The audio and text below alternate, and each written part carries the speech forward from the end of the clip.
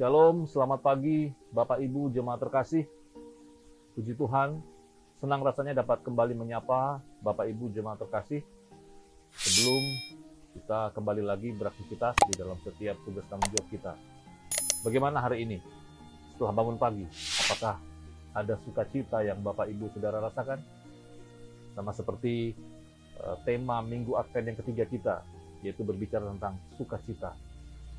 Begitupun di pagi hari ini, kebenaran firman Tuhan yang diambil dari Lukas pasal yang ke-15 ayat 11 sampai 32, sebuah kisah yang sering kita dengar berbicara tentang perumpamaan tentang anak yang hilang, akan menjadi bahan perenungan kita di pagi hari ini. Saya akan bacakan bagi Bapak Ibu jemaat terkasih Lukas pasal yang ke-15 ayat 11 sampai ayat yang ke-15 saja terlebih dahulu. Perumpamaan tentang anak yang hilang. Yesus berkata lagi, ada seorang mempunyai 2 orang anak laki-laki. Kata yang bungsu kepada ayahnya, "Bapa, berikanlah kepadaku sebagian harta milik kita yang menjadi hakku." Lalu ayahnya membagi-bagikan harta kekayaan itu di antara mereka. Beberapa hari kemudian anak bungsu itu menjual seluruh bagiannya. Itu lalu pergi ke negeri yang jauh.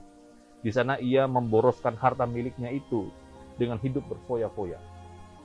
Setelah dihabiskannya semuanya, timbullah bencana kelaparan di dalam negeri itu dan ia pun mulai melarat. Lalu ia pergi dan bekerja pada seorang majikan di negeri itu. Orang itu menyuruhnya ke ladang untuk menjaga babi-babinya. Bapak Ibu jemaat terkasih, dari pembacaan firman Tuhan kita di pagi hari ini saya mengambil tema penghambat-penghambat dalam kita orang percaya menikmati sukacita. Yang pertama yang dapat kita renungkan dalam pembacaan firman Tuhan kita, hal pertama yang menghambat sukacita kita sebagai orang percaya adalah banyak menuntut. Kalau kita melihat di ayat yang ke-12 di sana dikatakan, kata yang bungsu kepada ayahnya, "Bapa, berikanlah kepadaku bagian harta milik kita yang menjadi hakku." Padahal kalau berbicara tentang warisan, tentunya akan diberikan saat ayahnya sudah meninggal tentunya. Tetapi dalam konteks ini, anak ini bisa dikatakan tidak tahu diri, tidak tahu malu, menuntut. Dan Bapak Ibu sudah terkasih berbicara tentang status kita sebagai orang-orang percaya. Kalau kita melihat dalam Yohanes pasal yang pertama ayat yang ke-12, di sana dikatakan, tetapi semua orang yang menerimanya diberinya kuasa menjadi anak-anak Allah, yaitu mereka yang percaya dalam namanya. Status kita sebagai orang percaya adalah punya status yang baru, yaitu anak-anak Allah. Yang diberinya kuasa atau diberikan exousia, hak istimewa, ada privilege yang Tuhan berikan kepada kita. Apa saja hak istimewa tersebut? Yang pertama ada jaminan pemeliharaan Allah yang sempurna berhubungan dengan kebutuhan jasmani. Matius 6 ayat 25 sampai 33. Bahkan kita diberikan Roh Kudus yang akan menolong kita, menuntun kita. Dalam Yohanes 14 ayat 15 sampai 31. Bahkan kita juga diberikan firman Tuhan yang tentunya akan membuat pembaharuan dalam pikiran kita. 1 Petrus 1 ayat 23. Bahkan yang menarik, bahwa kita sebagai anak-anak Tuhan, sebagai orang-orang percaya, Allah turut bekerja dalam segala sesuatu untuk mendatangkan kebaikan bagi mereka yang mengasihi Dia. Wah,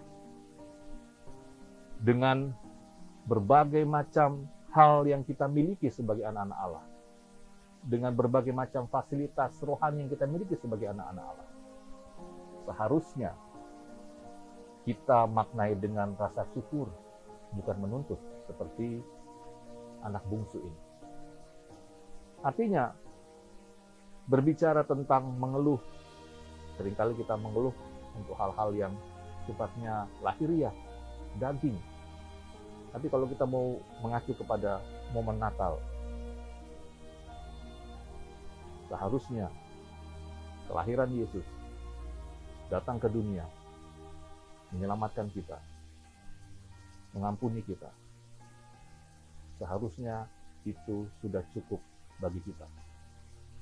Kita harus bersyukur bahwa semuanya Tuhan sudah sediakan. Oleh sebab itu, jangan kita banyak mengeluh dalam kehidupan ini. Nah, keselamatan yang Tuhan sudah berikan itu jauh melebihi dari segala sesuatu yang kita keluhkan. Yang kedua, yang membuat kita seringkali mengeluh atau membuat kita menghambat sukacita kita adalah seringkali kita memilih jalan hidup kita sendiri.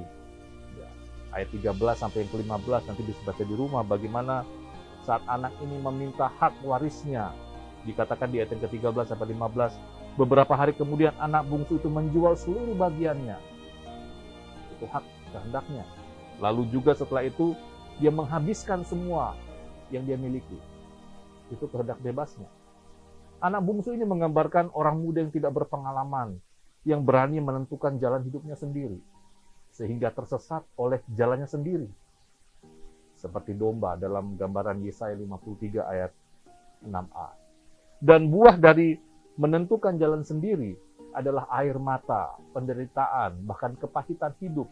Ada di ayat ke-14 sampai yang ke-16. Dalam hal ini Tuhan memberikan kepada kita kehendak bebas, yang dicerminkan dari sikap ayah yang tidak menolak permintaan anak bungsunya. Ya, kita mau mengerti hati Bapa Ibu jemaat terkasih. Tidak seorang pun Bapa yang rela anak-anaknya menderita. Termasuk Bapa kita di surga. Oleh sebab itu, mari kita jangan memilih jalan hidup kita sendiri. Karena kalau kita memilih jalan kehidupan kita sendiri, kalau kita akan menghadapi persoalan karena kita tidak mengikuti jalan kehendak Tuhan, itu akan membuat sukacita kita hilang. Bapak Ibu jemaat terkasih, dua kebenaran firman Tuhan yang berhubungan dengan penghambat-penghambat dalam menikmati sukacita. Yang pertama adalah jangan kita banyak menuntut, dan yang kedua adalah jangan kita memilih jalan hidup kita sendiri. Mari kita berdoa, kiranya firman Tuhan pagi hari ini boleh menjadi bekal dan pedoman dalam kehidupan. Mari kita berdoa. Bapa Surgawi, terima kasih. Kami bersyukur kami semua adalah anak-anak-Mu. Terima kasih Tuhan untuk kebaikan dan rahmat-Mu yang Kau berikan kepada kami. Semua itu cukup. Semua itu cukup. Ajar kami untuk bersyukur, sehingga kami tidak mengeluh terus dalam kami menjalani kehidupan ini. Dan ajar kami juga untuk selalu patuh dan setia akan tuntunan dan kehendak-Mu dalam kehidupan kami. Sehingga kami sungguh-sungguh menjalani kehidupan ini sesuai dengan rencana. Ini doa kami Bapa, berkati kami sepanjang minggu Advent ini, dan berkati juga untuk setiap kegiatan kami, pekerjaan kami, bahkan berkati juga untuk keluarga kami, bahkan memberkati berita kami, menolong dan memberkati semua. Ini doa kami dalam nama Tuhan Yesus, kami sudah berdoa dan bersyukur. Amin.